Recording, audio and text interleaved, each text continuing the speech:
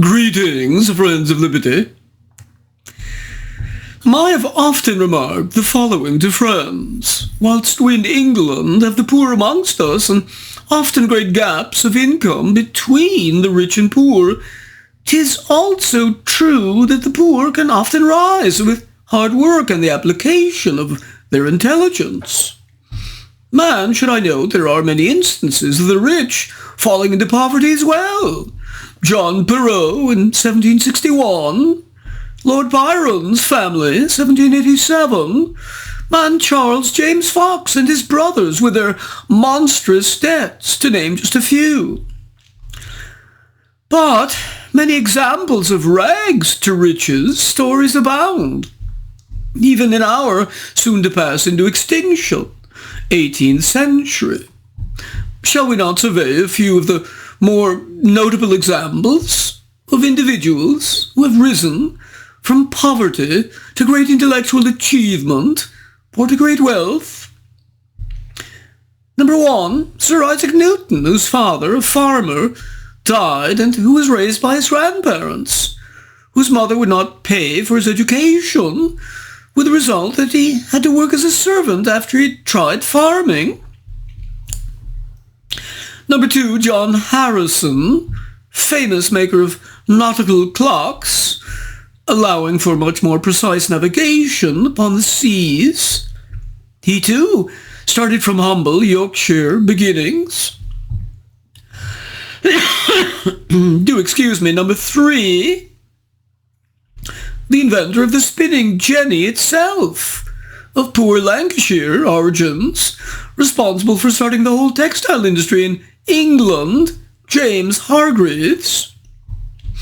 Number 4, of course, also not to be forgotten in this regard, Samuel Crompton, born 1753, whose father too died early, but who eventually made yet another leap forward from Hargreaves' spinning jenny, he inventing the spinning mule, which allowed 100-fold increase in textile productivity. Number 5, famed potter and originator of Wedgwood ceramics, Josiah Wedgwood, whose father died when he was young and who was forced to work at an early age, along with 12 brothers and sisters. Again, do excuse me. 9 years old he was and working 11-hour days, but in the end, his innovative techniques and use of ceramics made Wedgwood a very wealthy man, his estate worth over £600,000. Number 6, printer and eventually novelist Samuel Richardson, one amongst 9 children, became a printer's apprentice at 17 and eventually a successful novelist, writing the enormously popular Pamela, or Virtue Rewarded.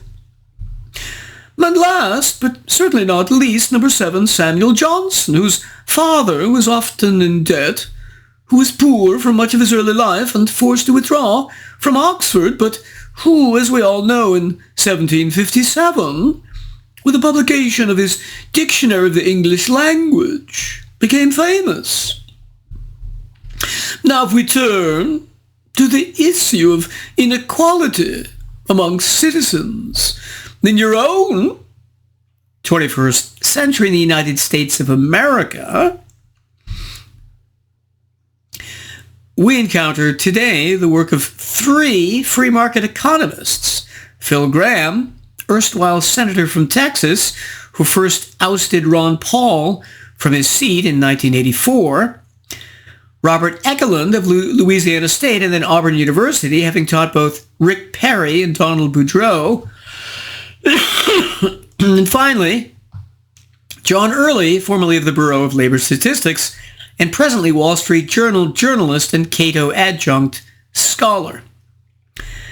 I suspect that if anyone can help us understand whether French socialist Thomas Piketty was correct in claiming rising levels of inequality in American and Western society caused by capitalism, we could hardly pick 3 better champions. The problem is, as Mark Twain said to good effect, It ain't what you don't know that gets you into trouble. It's what you know that ain't so. So let us then ask, does Western society understand whether inequality is increasing? It thinks it does, all the way from AOC on the left to J.D. Vance on the right. Or, as head of the Bernie Bros, Bernie Sanders himself said, the obscene and increasing level of wealth and income inequality in this country is immoral, un-American, and unsustainable. Even the American Census Bureau, part of the federal government, seems to think so. It claims, for example, that the average income of the top 20% of households in America in 2017 was 16.7 times higher than the average income of the bottom 20% of households, and income inequality has grown more or less consistently since World War II. But again, to honor Twain, we must ask, is this conventional wisdom something we know that it ain't so? What perchance do our three economists say? They say, first, that from the ramp up of funding for the war on poverty in 1967 to 2017, annual government transfer payments to the average household in the bottom 20% rose more than fourfold in inflation-adjusted dollars, from $9,677 to $45,389. Secondly, despite the fact that the annual census report on income and poverty show that median household income was down 2.9% in 2020 and 3.3 million additional Americans had fallen into poverty, in 2020, federal spending, mostly on transfer payments, rose almost 50% and personal savings exploded.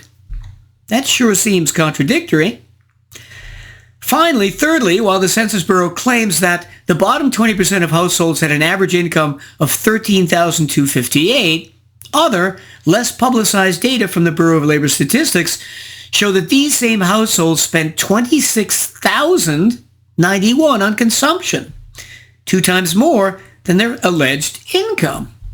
What gives? What gives is that the Census Bureau simply doesn't recognize many types of transfer payments to the poor as actual transfers. Yes, they actually choose to count only 0.9 trillion of 2.8 trillion in transfer payments as income annually, counting only 8 of the more than 100 federal payment programs. So if you correct those emissions and add in the 1.9 trillion they leave out, what do you find about income inequality? That it has in fact fallen by 3% since 1947 as compared to the 22.9% increase shown. As they say, figures don't lie, but liars sure can figure. How did it get this way? How did the Census Bureau make such egregious mistakes and never correct them? It did by A, ignoring non-cash payments,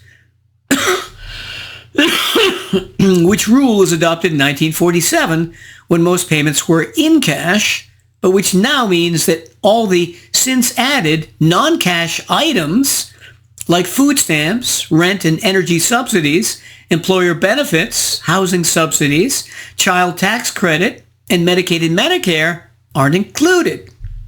With Medicare in and of itself, the bottom 20% received a Medicare hospitalization benefit 23 times larger relative to the taxes they paid than was received by the top 20%. B, the census measures also fail to account for all federal, state, and local taxes, which total 34.1% of all household earned income. Households in the top fifth of income earners lose 35.2% of their pre-tax income to taxes of all kinds. Those in the bottom fifth of earners lose only 7.5%. Social Security, as well, is more funded by those in the higher quintiles than those in the lower, meaning that Social Security retirement benefits relative to Social Security taxes paid are 5 times greater for low earners than for high earners. So a transfer effect happens here too. Incidentally, what is earned income? What is the earned income of the bottom and top quintiles? In 2017, $4,908 for the bottom and $295,904 for the top 20. More on that later. D, and why was earned income so low in the bottom quintile? 3 main reasons. Households had fewer workers, with half the adults retired. B, among the prime work age persons, only 36% worked. And C, those who did hold jobs worked only 17.3 hours per week. E, how much of the pre-tax income in total did the Census Bureau ignore? With the top 20%, they ignored 1%. With the fourth highest quintile, they ignored 4%. With the middle quintile, they ignored 14%. With the second lowest quintile, 34%. And with the bottom quintile, they ignored 59% of all pre-tax income.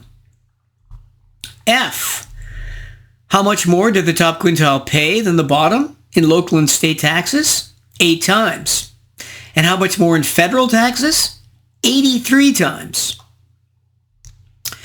G, so to summarize, if we take all earned income, government and private transfers, charity, and taxes to calculate the total income after taxes for the average household, the bottom 20% earned only $4,908 but received $45,389 in government transfers and $3,013 from private transfers, bringing its total income to $53,610. After taxes, $49,613. The top 20%, on the other hand, earned on average $295,904. These earnings came from almost universal employment of its prime work-aged members, who mostly worked full-time, and from a significant number who worked beyond normal retirement age or while they were full-time students. Transfers from Social Security, Medicare, and private scholarships added less than 3% to their before-tax income. They paid $106,997 in taxes, which accounted for 61% of the taxes paid by all households. That reduced their after-tax income to $197,034, only 67% of what they had earned. H, ironically, the bottom 60% of American households all received essentially the same income when we count all transfer payments received and taxes paid and adjust that income for household size. As they conclude here, it is much harder to argue that the top quintile of households gets too much and the bottom quintile gets too little when the top gets 4 times as much rather than the official census measure of 16.7 times as much.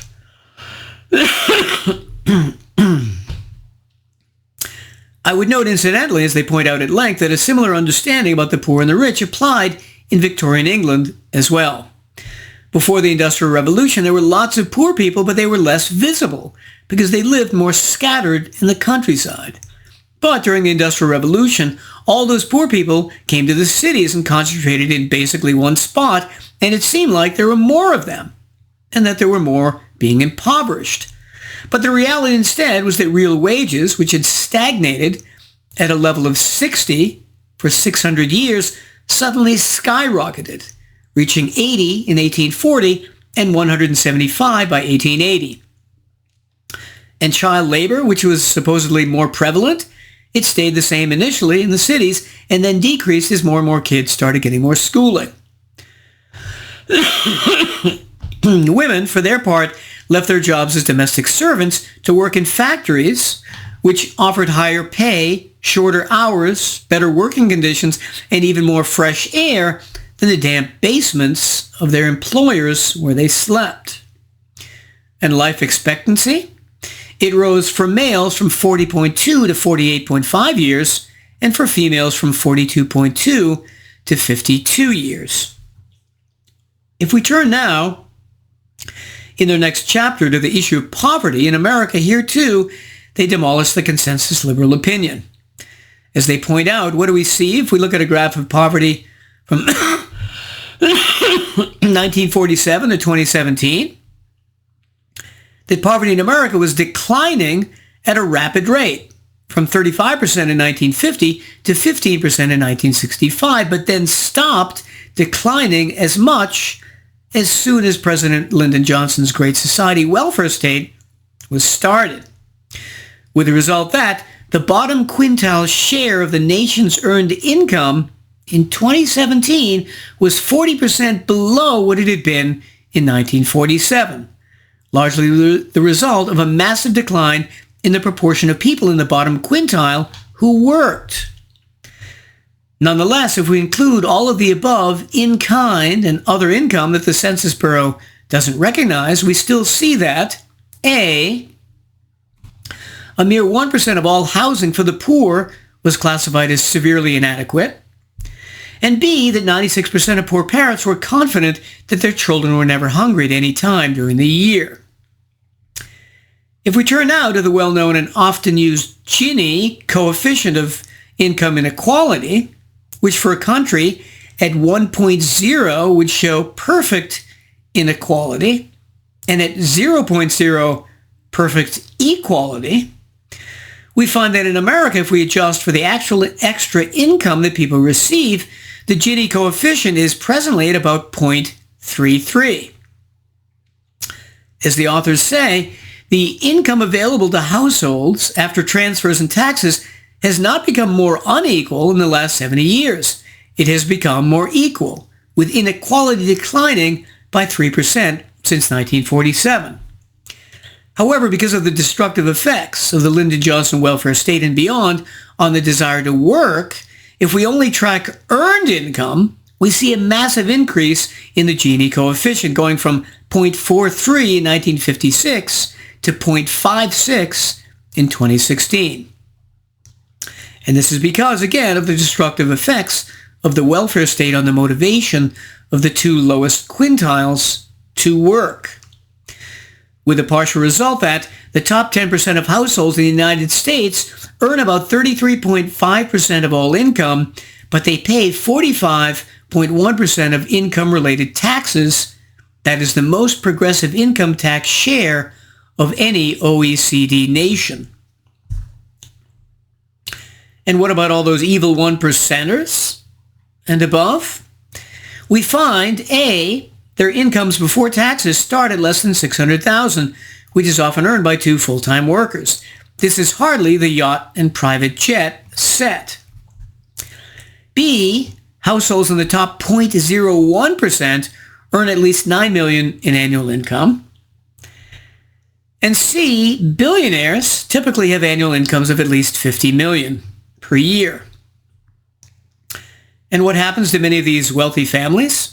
Often they lose much of their wealth over time.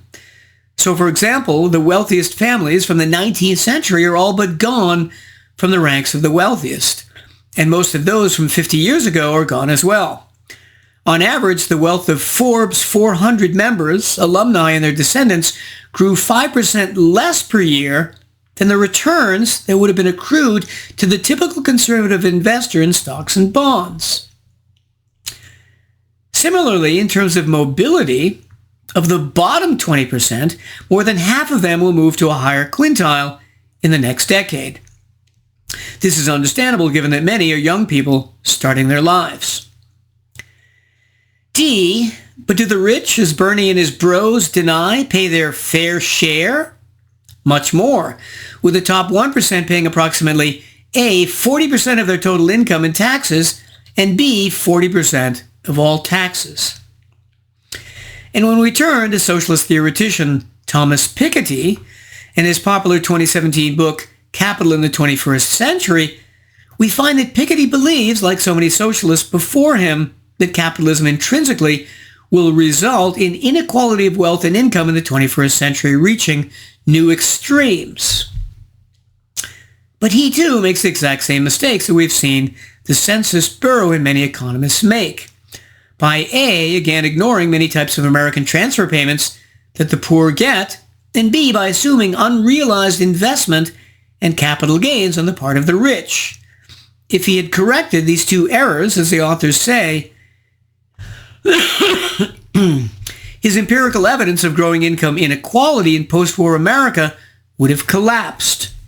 So much for Monsieur Piketty. F. They emphasize that one of the reasons why Asians are so successful in general is that they have 50% more college graduates than the white population, including twice as many with graduate degrees. On the other hand, partly because blacks suffer under public education, particularly bad public education controlled by teachers' unions, black and Hispanic elementary and secondary students, especially those who live in inner cities, are far more likely to attend schools that fail to provide the basic skills required for higher-paying jobs. This leads to more unnecessary poverty. In the end, they end appropriately by talking about the relatively poor quality of American public schools. One of the general tests for academic performance in American grammar schools, the NAEP, National Assessment of Educational Progress, shows that only 1/4 of high school seniors are proficient in mathematics and only 1/3 in reading. And the longer kids stay in American school systems, the more they fall behind the kids of other countries. Internationally, America ranked 31st out of 37 in mathematics and number 9 in reading. Of course, none of this is surprising. Public education is a monopoly that controls about 87% of kids and gets little competition. Is the low quality because of a lack of spending on education? No, because from 1952 to 2018, the real average expenditure per pupil rose by 343.9%. The answer to this educational travesty? Privatize all American education immediately. So in conclusion, does this book succeed? Number one, it succeeds brilliantly in showing how, if you correct all the statistical mistakes made by various federal agencies, the United States has less inequality than most other countries, primarily because of the huge welfare benefits that the bottom 20% now get. Unfortunately, this results in them not working as hard as before and thus not accumulating much earned income. But that doesn't bother them since their fellow citizens are forced to support them. Number two, I would push back a little on their approach to inflation, which I didn't cover here, where they consistently show that, to a degree, inflation is overestimated, partly because quality improvements in products are also not recognized by the Census Bureau. But there are three basic problems with their approach. Number one, first, there are many instances, as in medical care, such as LASIK eye surgery and cosmetic surgery, where improvements have occurred and prices still have significantly dropped. You can't use product quality improvements as an across-the-board excuse for increased prices. Number two, the cost of higher education in America has increased by almost 4 times after adjusting for inflation since 1980. And yet, the quality, at least in the humanities, with great inflation, and kids not even able to read whole books anymore, has likely gone down. Number three, if we accept all the inflation adjustments of the authors, America still has a large and growing national debt and unfunded liabilities problem, perhaps in total over $100 trillion. These debts need to be factored into the equation of how well the U.S. economy is doing. So overall, I'd give this an A-, perfect on deconstructing income inequality, which has gone down since 1947, but the authors only making some slight mistakes in defending America's present economic fitness and well-being. Happy for my part that I've stayed among the wealthy by staying well away from the gambling tables, which have brought many of my peers into financial stress and even abject poverty. I bid you well and remain the Scarlet Pimpernel.